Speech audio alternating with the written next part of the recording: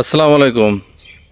15ই মে কালবেলা পত্রিকার অনলাইনে একটি নিউজ দেখলাম যে জগন্নাথ বিশ্ববিদ্যালয়ের একজন শিক্ষার্থী যার নাম ফতে আলী খান, ছেলেটি একটা পোস্ট দিয়েছে তার ফেসবুক পেজে যে তার বাবার চিকিৎসার জন্য সে তার কিডনি বিক্রি করতে চায়। তো ছেলেটি জগন্নাথ বিশ্ববিদ্যালয়ে পড়াশুনো করে। তো আমরা ওই রিপোর্ট থেকে বিস্তারিত জানতে পারলাম ছেলেটির বাবা দুরারোগ্য কিডনি রোগে আক্রান্ত হয়ে হসপিটালে চিকিৎসাধীন আছেন এবং সেখানে জরুরি অপারেশনের মাধ্যমে তার বাবার চিকিৎসার জন্য এখন অনেকগুলো টাকা লাগবে, যে টাকার জন্য সে তার কিডনি বিক্রি করে তার বাবার চিকিৎসা করতে চায়। কারণ এই মুহূর্তে তার ওই বাবার চিকিৎসা মেটানোর মতন যে টাকা লাগবে সেই সামর্থ্য তার কাছে নেই।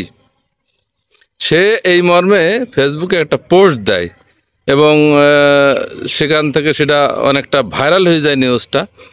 তো আসলে সে তার দায় পড়ে সে জিনিসটা চেষ্টা করছে, এটা কিন্তু রাষ্ট্রেরও একটা দায় এখানে আছে।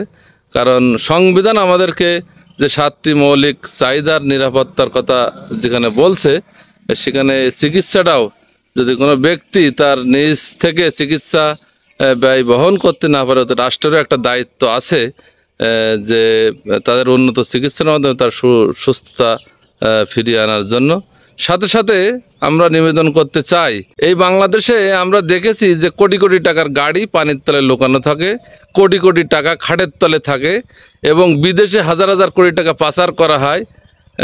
এই ধরনের অনেক ধরনের আমরা সংবাদ পাই এবং এই বাংলাদেশে এই যে লোকগুলোর কথা বললাম, এই মন্দ লোকগুলোর পাশাপাশি অনেক ভালো লোকও আছে যারা অনেক মানবিক এবং মানবতার কল্যাণে অনেকেই কাজ করেন, যারা বড় ধরনের শিল্প প্রতিষ্ঠান আছে। তা আমি নিবেদন করতে চাই যে আমাদের যে ফতে আলী খান যে ছেলেটি জগন্নাথ বিশ্ববিদ্যালয়ে পড়ে, তার পিতার চিকিৎসার জন্য তার যে আত্মনাদ, আজকে আমাদের সমাজে যারা বিত্তবান আছেন, যারা দেশের বড় বড় অর্থনৈতিক প্রতিষ্ঠান নিয়ন্ত্রণ করেন, তো তাদের কাছে আমরা নিবেদন করতে চাই যে আজকে ফতে আলী খানের বাবা অন্তত কিছু টাকার জন্য চিকিৎসার জন্য যেন মৃত্যুপথের যাত্রী না হয় এবং তার পিতার চিকিৎসা করার জন্য যেন ফতে আলী খানের মতো একটা সম্ভাবনাময় ছেলে, যে ইতিমধ্যে কলেজ গণ্ডি পেরিয়ে বিশ্ববিদ্যালয়ের পদচারণা যার শুরু হয়েছে, সেই ফতে আলী খানের মতো একটা ছেলের ভবিষ্যৎ যেন নষ্ট না হয়ে যায়, তার জন্য কিডনি বিক্রি করে তার পিতার চিকিৎসা করা না লাগে। এবং পরিশেষে বলতে চাই, রাষ্ট্র এবং এই সমাজের বিত্তবান যারা আছেন তারা বিষয়টি দেখবেন, কেউ এড়িয়ে যাবেন না।